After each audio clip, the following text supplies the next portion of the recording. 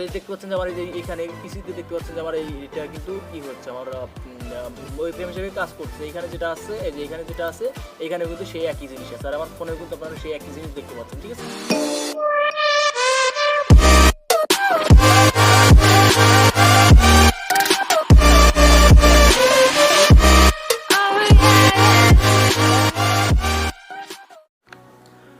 Hello বন্ধুরা, কেমন আছেন সবাই? আশা করি ভালো আছেন। Welcome to my channel S A tips. তো বন্ধুরা, আজকে আমি আপনাদের দেখাবো কীভাবে আপনারা আপনাদের স্মার্টফোনের ক্যামেরাটাকে অ্যাজ এ ওয়েবক্যাম হিসেবে ইউজ করতে পারেন কোনো প্রকার ঝামেলা ছাড়াই। তো বর্তমান বাজারে ওয়েবক্যামের মূল্য প্রায় 2 গুণ 3 গুণ বেড়ে গেছে, তো এর জন্য আমরা ওয়েবক্যামটা কিনতে পারতেছি না।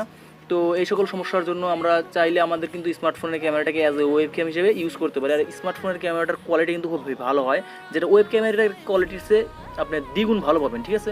তো কীভাবে আপনারা স্মার্টফোনের ক্যামেরাটাকে ওয়েবক্যাম হিসেবে ইউজ করতে পারবেন সেই সকল বিষয় নিয়ে আজকের ভিডিওতে কথা বলবো। তো আপনি যদি আমার চ্যানেলে নতুন দর্শক হয়ে থাকেন তো অবশ্যই চ্যানেলটাকে সাবস্ক্রাইব করে পাশ থেকে বেল বাটনটিকে ইনেবল করে রাখবেন সকল ভিডিওর আপডেট সবার আগে পাওয়ার জন্য। তো স্মার্টফোনের ক্যামেরাটাকে ওয়েবক্যাম হিসেবে ইউজ করার জন্য আপনাদের দুইটা অ্যাপস লাগবে। সেটা হচ্ছে যে আপনার একটা হচ্ছে আপনার ফোনে এবং একটা হচ্ছে আপনার স্মার্ট পিসিতে। তো আপনারা ফার্স্টে চলে যাবেন হচ্ছে প্লে স্টোরে চলে যাওয়ার পর আপনারা সিম্পলি লিখবেন হচ্ছে ড্রয়েড ক্যাম। তো আমরা সিম্পলি লিখলাম হচ্ছে ড্রয়েড ক্যাম, তো আমরা সিম্পলি ড্রয়েড ক্যাম লিখে দিলাম। তো ড্রয়েড ক্যাম লিখলে আপনাদের প্রথমে দেখবেন যে একটা ড্রয়েড ক্যাম ওয়্যারলেস ওয়েব ক্যাম। তো সিম্পলি এটার পর ক্লিক করে দেবে। তো ক্লিক করে দেওয়ার পর আপনারা আইকনটা ভালো করে দেখে নেবেন, এইটা ইনস্টল করবেন। তো ইনস্টল করার পর আমরা চলে যাবো হচ্ছে পিসি স্ক্রিনে চলে যাওয়ার পরে আমরা সিম্পলি লিখবো হচ্ছে ড্রয়েড ক্যাম ক্লায়েন্ট। তো আমরা সিম্পলি লিখলাম হচ্ছে ড্রয়েড ক্যাম ক্লায়েন্ট। তো ড্রয়েড ক্যাম ক্লায়েন্ট লিখে এন্টার করার পর আপনাদের সামনে সিম্পলি এই ফার্স্টে যে পেজটা আসবে, ওইটা সাইটটা আসবে। তো আপনারা সিম্পলি সেটার পর ক্লিক করে দেবেন। তো ক্লিক করে দেওয়ার পর আপনারা সিম্পলি দেখতে পাচ্ছেন যে ড্রয়েড উইন্ডোজের লোগোটা, এখানে চাপ দিলে আপনার এটা ইনস্টল হয়ে ডাউনলোড হয়ে যাবে। ডাউনলোড হওয়ার পর আপনারা সিম্পলি এটাকে ইনস্টল করে নেবেন। তো আমার যেহেতু ইনস্টল করা আছে আমি সিম্পলি ইনস্টল করবো না, ঠিক আছে। তো আপনারা ইনস্টল করে নেওয়ার পর আপনারা সিম্পলি ফোনের যে ড্রয়েড ক্যামেরা অ্যাপসটা আছে সেটাকে ওপেন করবেন। তো ওপেন করার পরে আপনাদের পিসির যে ড্রয়েড ক্যাম আছে সেটাকে ওপেন করবেন, ঠিক আছে। তো ওপেন করার পর আপনার পিসিতে যদি খেয়াল করেন তো 3টি অপশন দেখতে পাচ্ছেন এখানে। একটা হচ্ছে ওয়াইফাই, একটা হচ্ছে ইউএসবি আর একটা হচ্ছে আপনার হচ্ছে ওয়াইফাই, নতুন ওয়াইফাই সার্ভার। আমি এটা সঠিক জানি না, আমরা এই দুইটা বিষয় নিয়ে কথা বলবো। তো প্রথমে কথা বলি ওয়াইফাই নিয়ে। তো ওয়াইফাই নিয়ে যদি আপনার ডিভাইসটা এবং আপনার যে কম্পিউটারটা আছে সেটা যদি একই ওয়াইফাই কানেক্টেড থাকে তো সেক্ষেত্রে কিন্তু আপনি চাইলে ওয়াইফাইয়ের মাধ্যমে আপনার যে ফোনটার সঙ্গে আপনার পিসিটাকে কানেক্ট করতে পারেন, ঠিক আছে। তো আমি আপনাদের রিকমেন্ড করবো যে ডেটা কেবলের মাধ্যমে কানেক্ট করার জন্য, কারণ ডেটা কেবল দিয়ে কানেক্ট করলে কী হয় যে আপনার যে ডাটাটা আছে, যা পিকচারটা আছে সেটা কিন্তু একদম অ্যাকুরেটলি যায় এবং কোনো প্রকার সমস্যা হয় না। আর ওয়াইফাইতে করলে কী হয় যে আপনার সিগন্যালটা যদি কম বেশি হয় তো সেক্ষেত্রে আপনার যে ভিডিওটা আছে সেটা কিন্তু মানে ফ্রিজ হয়ে যায়, ঠিক আছে।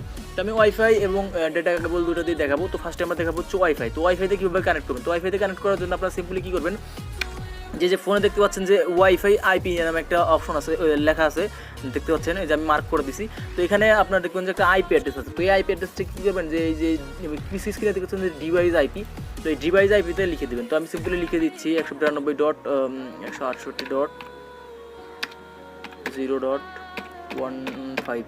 ওকে, দেওয়ার পর আপনারা সিম্পলি কী করবেন, যে এই যে স্টার্ট অপশনটাতে ক্লিক করে দেবেন।